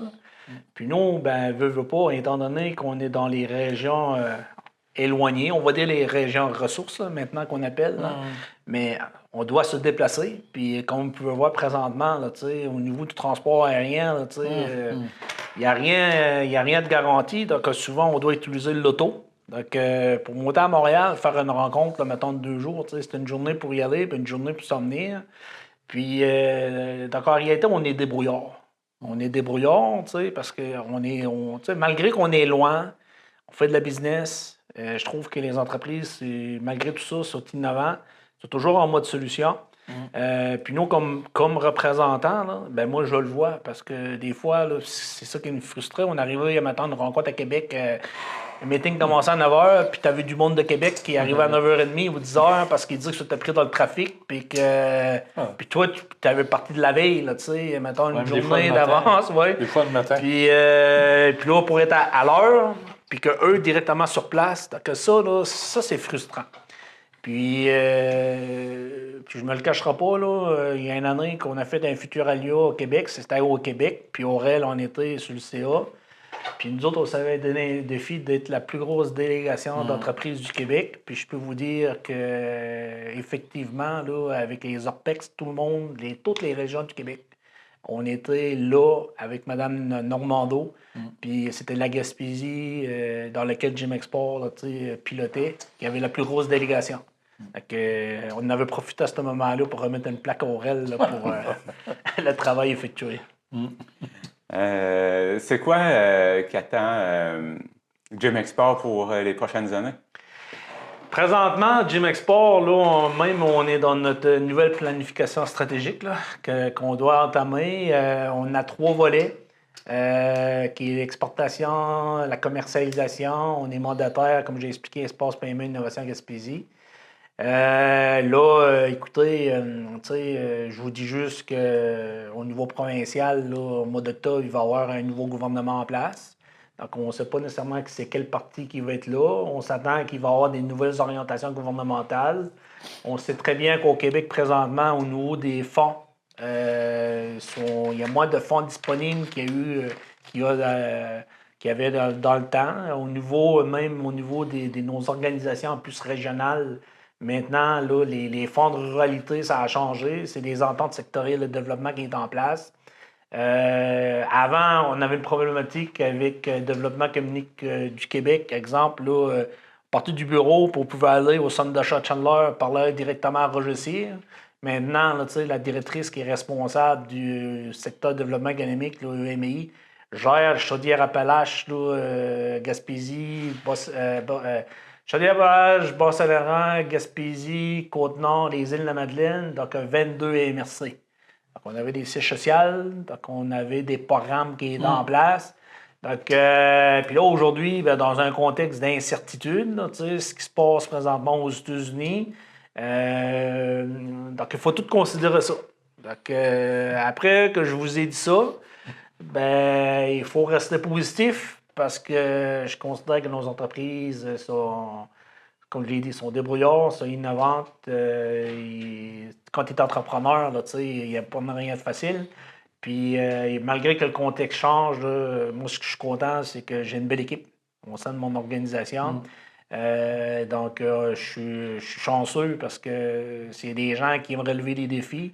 Ça fait un moment qu'ils sont là, mais il reste une nouvelle planification stratégique. En tout cas, peut-être que Jim Export, on va peut-être profiter de l'occasion là, pour peut-être mieux se positionner au niveau régional, étant une organisation, pas uniquement au niveau de l'exportation, mais plus une organisation qui couvre là, les volets importants, que ce soit l'exportation, la commercialisation, l'innovation, dans lesquels l'ensemble va se représenter. Donc, on est en réflexion présentement avec le conseil d'administration. Puis moi, ben, j'ai le défi aussi de m'assurer que les 3 volets travaillent ensemble, puis que quand on se présente au sein d'une entreprise, que les gens comprennent que en travaillant avec Gym Export, ben, vous avez l'opportunité d'être accompagné pour vous assurer qu'au niveau production, compétitivité, vous êtes bien accompagné. Puis si vous avez l'intérêt de faire la mise en marché d'un produit, ben, vous pouvez utiliser le volet commercialisation. Si vous avez l'intention de vendre à l'extérieur du Québec, que ce soit dans les autres provinces du Canada, aux États-Unis ou à l'international, on a une ressource à l'interne qui peut vous accompagner. Puis en faisant partie d'un réseau, ben, on bénéficie aussi de l'ensemble des conseillers, des experts. Donc, c'est un peu ça. C'est que, moi, je vous dirais, là, le 1er avril arrive, là, moi, je veux juste m'assurer qu'au 31 mars, cette année, on est en mesure d'arriver even, faire un petit peu de profit. Puis à partir du 1er avril, quand ça arrive le temps que le conseil administratif va me dire, ben, voici le plan d'action, je dis non. Il manque 180 000 $. Donc, bonne chance, travaille, partage ce financement-là. Avant de vous laisser le mot de la fin, je voulais juste revenir vite fait. Là, on a parlé du Boston Seafood Show. Bon, le secteur des pêches, c'est un gros secteur de la Gaspésie. Vous le disiez aussi tout à l'heure, c'est toutes les industries exportateurs. Donc, il y a j'imagine, le secteur forestier. Quel autre secteur auquel je pense pas que... Je peux peut-être en revenir un petit peu. Moi, regarde, on est allé en mission à Nuremberg, nous autres, pour le sirop d'érable. Puis on a trouvé des nouveaux marchés de la Finlande, puis ça a été extraordinaire. Ils sont encore avec, là. T'as des secteurs comme ça. T'as des secteurs, par exemple, dans le saumon fumé avec Atkins et Frères et Fumoir M. Émile, qui vendent aussi à l'étranger. On a des différents secteurs. On a Pesca Environnement qui ont fait faire les premiers contrats en Europe. Il y a Thomas Soucy qui était spécialisé, lui. Ben là, il est rendu à Vancouver dans des structures pour l'Internet, tout ça, des sites. Fait que lui, ça a bien été. On l'a apporté. C'est encore plus diversifié que je le pensais. Hein? C'est encore plus diversifié que je le pensais. Oui, c'est très diversifié. Nous autres, c'est pour ça au début, je disais qu'on touchait à tous les secteurs. Mais des fois, les gens pensent qu'on travaille seulement avec les pêches. C'est des gros secteurs, les pêches. L'économie ici est basée là-dessus. Là. Mais les autres secteurs, les petits, moi, j'avais pas de difficulté avec une entreprise de 3-4 personnes. Mais j'invite les gens d'aller voir sur le site web de Gym Export. On a les 3 volets. C'est sûr qu'on parle beaucoup du secteur des pêches parce que ce qui arrive souvent, c'est que quand il y a des missions ou qu'il y a une turbulence, bien, on se fait interpeller, puis c'est beaucoup médiatisé le secteur. Donc là, ils nous interpellent. Là, on vient d'annoncer maintenant l'ouverture, éventuellement, le renouvellement du fonds des pêches.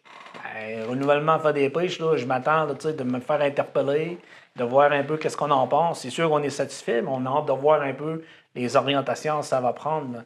Mais comme organisation, là, notre force, là, c'est, je pense, ce qui est important, c'est sensibiliser les entreprises que c'est important d'avoir un plan de commercialisation. Absolument. Avec ton plan de commercialisation, que tu le travailles, ça te permet de connaître ton orientation, exemple, minimum pour les 3 prochaines années. Puis quand ce travail-là il est fait, puis quand que le gouvernement du Québec ou le gouvernement fédéral mettent des programmes, que ce soit agri-marketing, PSCE, les CEV, les SIAM, les CanExport, les nouveaux programmes de développement économique Canada, les SADC, les MRC, les FAR, nous, là, comme organisation, là, on connaît notre clientèle, on connaît nos entreprises, puis on connaît nos secteurs d'activité.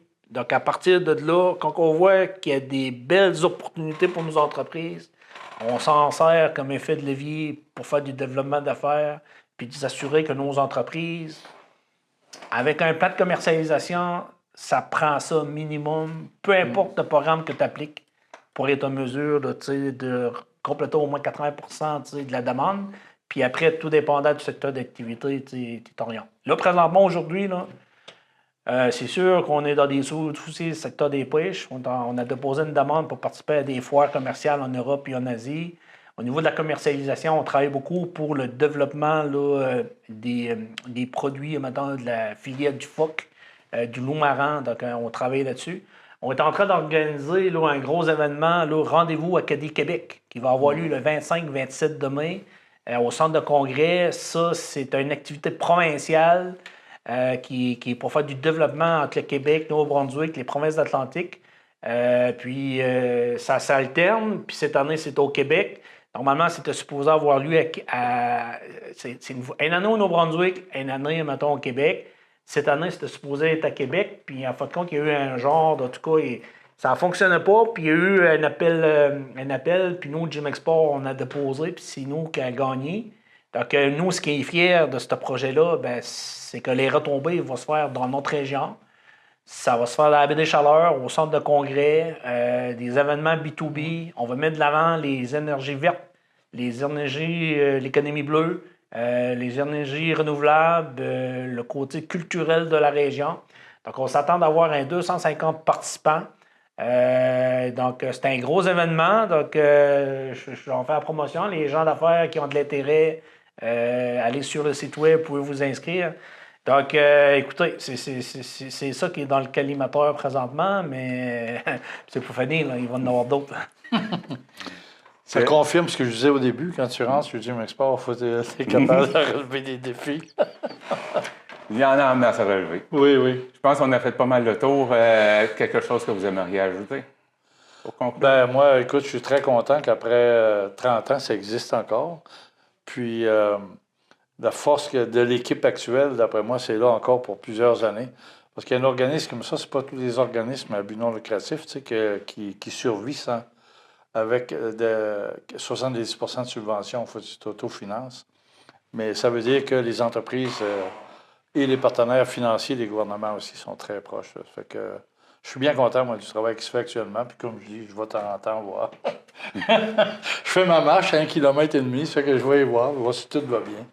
Mais elle est en bonne main. L'organisation est en très bonne main. En tout cas, moi, comme mot de la fin, je veux remercier mes membres du conseil d'administration là, qui nous fait confiance, d'un. Puis effectivement, là, dans ces 30 années-là, oui, 70 %, mais je tiens à remercier autant nos partenaires du gouvernement provincial, fédéral, que ce soit le Développement économique Canada, le MEI, même au niveau régional, les MRC, les SADC.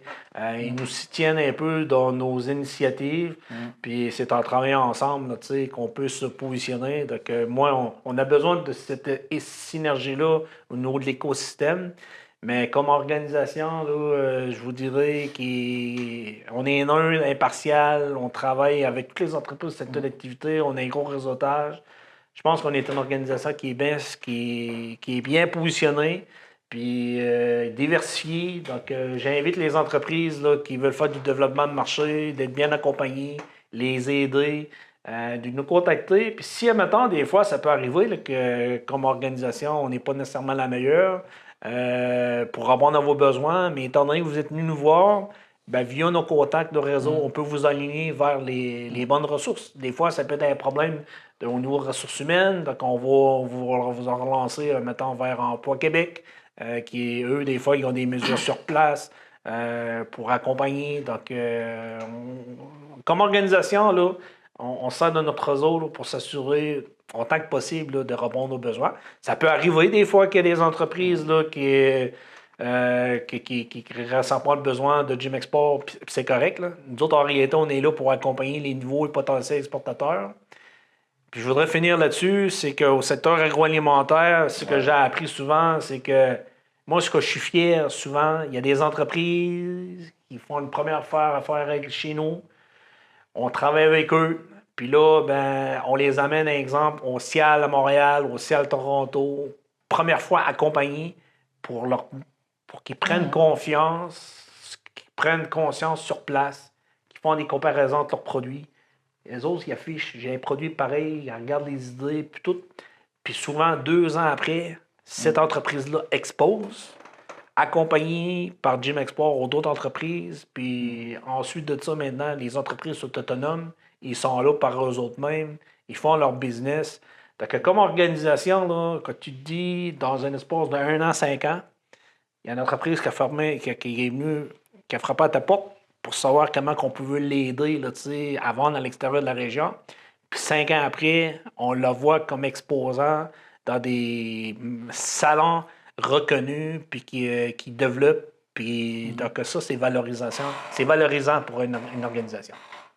Eh bien, Gino Cyr, Aurel Doucet, merci beaucoup pour votre passage en studio et nous avoir parlé de ces 30 années de Gym Export. Et je vous souhaite encore plusieurs belles années ici. Merci beaucoup. Merci de nous avoir donné l'occasion de présenter Gym Export. Vous écoutez votre reflet d'ici. Revoyez tous nos reportages sur notre site Internet. Chez Lelièvre Mécanique Sport de Sainte-Thérèse de Gaspé, on vous offre une grande gamme de tracteurs pour vos travaux de toutes sortes. Tracteurs LS, tracteurs Kioti, performance et fiabilité, tranquillité d'esprit. Venez voir nos motoneiges et nos VTT pour vivre des aventures inoubliables. Découvrez nos solutions de remisage avec nos conteneurs. Venez nous visiter chez Lelièvre Mécanique Sport de Sainte-Thérèse de Gaspé. Tous les dimanches, sur les ondes des TVRP, jouez à votre super télé-bingo et courez la chance de gagner jusqu'à 1 500 $ en prix. Moi, tous les dimanches, je joue au télé-bingo de TVRP.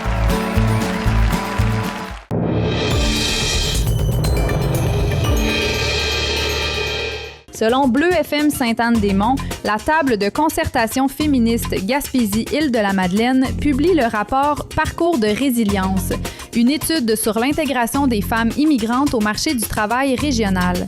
Basé sur une collecte de données réalisée au printemps 2025, ce document synthétise les échanges de 6 groupes de discussion ayant réuni 49 participantes à travers toutes les MRC et les îles. Le rapport dresse un portrait nuancé des obstacles rencontrés lors de la recherche d'emploi et de l'intégration en milieu de travail. Cette démarche, ancrée dans les réalités locales, met en lumière les stratégies de résilience déployées par ces femmes pour s'épanouir professionnellement en région.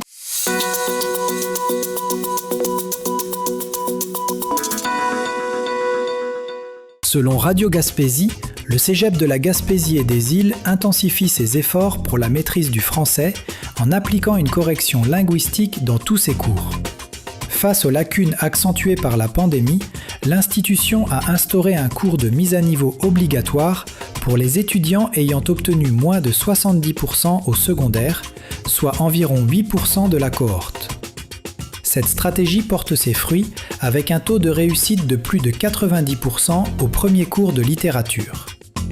Pour harmoniser les compétences entre les campus, le Cégep intègre également des formations sur l'usage optimal du logiciel Antidote, tout en mobilisant l'ensemble de son corps professoral autour de cet enjeu pédagogique.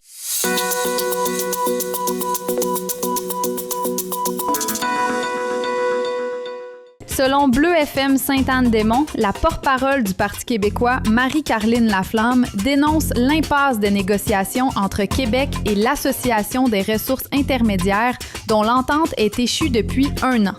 Cette stagnation survient alors que 5 500 personnes attendent une place en hébergement, une hausse de 11 % depuis 2024.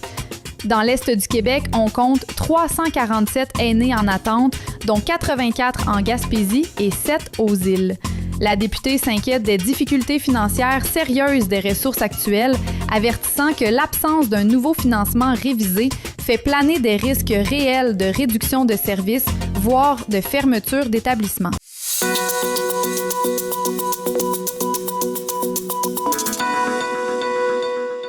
Selon Radio Gaspésie, l'hôpital de Gaspé franchit une étape majeure pour les soins aux enfants grâce à un don de 350 000 $ d'opération Enfant Soleil. Cet investissement permettra l'aménagement d'une toute nouvelle clinique de pédiatrie au premier étage de l'établissement, facilitant ainsi l'arrivée d'un 2e pédiatre. En regroupant les services pédiatriques et l'accès à divers spécialistes, nutrition, travail social, éducation spécialisée, le projet vise à réduire les déplacements des familles de la MRC vers d'autres régions. Appuyés par la Fondation Santé Côte de Gaspé, les travaux devraient débuter dès cette année pour une ouverture prévue en 2027.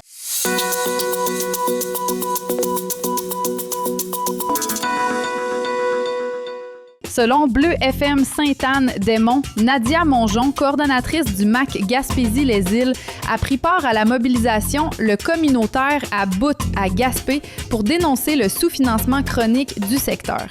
Alors que les besoins régionaux ont bondi de 230 % en 3 ans, le financement n'a progressé que de 50 %, menant à un épuisement généralisé. Le Rock Gym estime qu'il manque 35 millions de dollars pour stabiliser le filet social. Pour le MAC, un soutien accru est vital afin d'épauler les prestataires de l'assurance-emploi face à la complexité croissante du programme fédéral, alors que l'organisme est actuellement maintenu à bout de bras.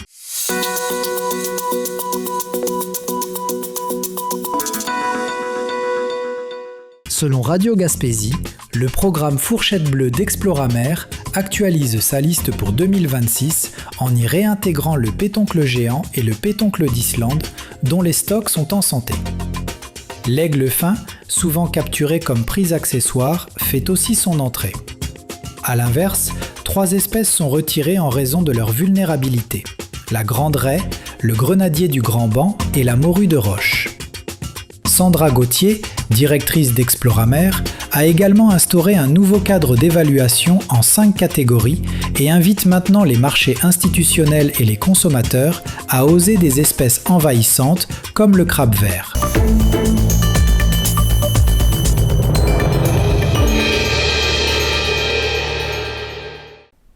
Le Coq d'Or de Grande-Rivière, là où le plaisir de bien manger rencontre la qualité d'un service courtois. Notre menu varié ne peut que satisfaire vos attentes. Le Coq d'Or vous propose ces classiques qui ont su faire sa réputation au fil des ans. De son fameux poulet en passant par sa poutine légendaire et sa pizza gourmande, font du restaurant Le Coq d'Or un incontournable en Gaspésie. Le restaurant est ouvert de 16h à 20h. Pour bien connaître les jours d'ouverture et nos heures d'opération, consultez notre page Facebook. Vous devez obligatoirement passer votre commande par téléphone. Vous avez le choix d'utiliser le service de livraison ou de venir chercher votre commande au bar laitier. Découvrez notre menu au restococdor.com ou notre page Facebook et passez votre commande au 418-385-2733. Toute l'équipe de Michel et Terry Whittom vous attend à votre pharmacie Jean Coutu de Grande-Rivière. Pour des conseils professionnels, des produits de qualité, venez nous voir, ce sera un plaisir de vous servir. Des cosmétiques aux soins de beauté en passant par les soins de santé, c'est chez votre Jean Coutu de Grande-Rivière que vous trouverez satisfaction.